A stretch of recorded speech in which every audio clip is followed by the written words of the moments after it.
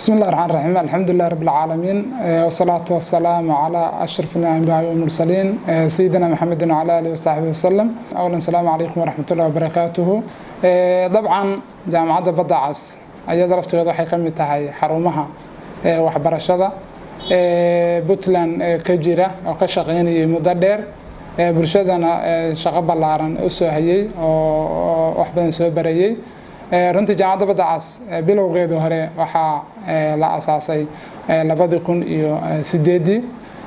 ilaa 2008 waxay ka soo baxay number aad u badan oo arday ah ilaa 7 batch ayaa ka qalin jabiyay sanadkan waxaa ka qalin jabin doona batchkii 8aad hadii Ilaahay yiraahdo insha Allah fatradaas dhan ay jaamacaddu shaqeynaysay waxaa furnaa dabcan kulliyada kala duwan oo laga qalin jabinayo wax laga baranayay jaamacaddu waxay ku leedahay laba xarumood oo ka jira Puntland laba magaalo magaalada Boosaaso waxay ku leedahay xarun weyn oo runtii 8daas ilaa 2008 soo shaqeynaysay iyo campuska magaalada Gaalkacyo ay ku leedahay labada campus ba waxay bixiyaan 7 kuliyadood oo kala duwan kulliyada xanaanada xooluhu waxaan isleeyahay xanaanada xooluhu waa campuskan Gaalkacyo waxa lagu horeeyay lagu bilaabay wuxuu ahaa veterinary dabcan saan soo sheegay arday waxa ka qalin jabisay markii ugu horeysay dibloma aha oo 3 sano haddana ardayda ugu horeysay batchka ahayd baa ka qalin jabisay fadradaas ay hadda shaqeynaysay waxa la dhigi karaa waa groupkii afraad ee jaamacadda hadda intay furnayd oo veterinary kaliya kulliyadaas ka qalin jabiya runtii kulliyadaasi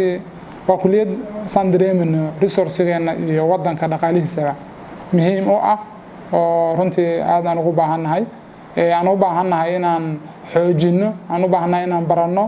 laana wadanku wuxuu ku tirsan yahay dhaqaaluhuna waa maxay waa shidaal iyo macdan kale hadda maanta ma soo saarno laakiin macdanteena shidaalkan maanta haysan waa xoolahaas marka xoolihii inay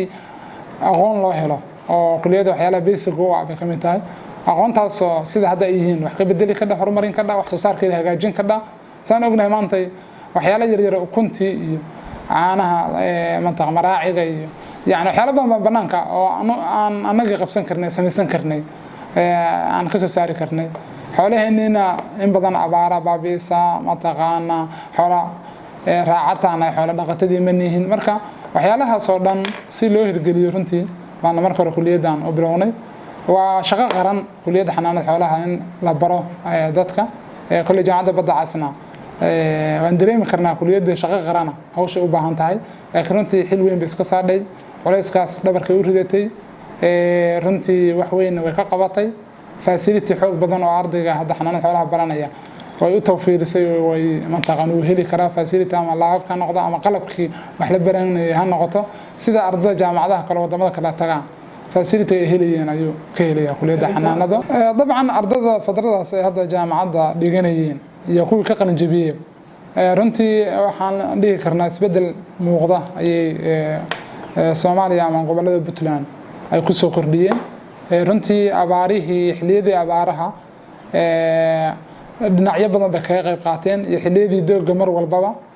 dhinacyadaas waxa waaye mar inay runtii juhdi badan geliyeen sida ayagoo wasaaradda barnaamijyada ka qayb qaadanaya inay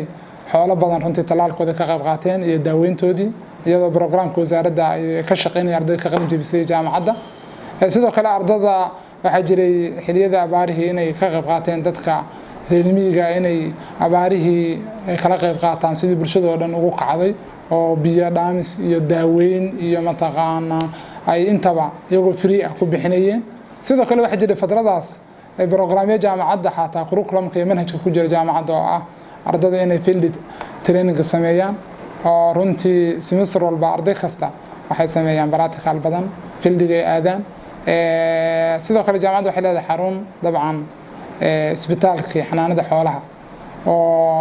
فرمشي داودي تالو قال كي سمول سيرجري لو سميني يله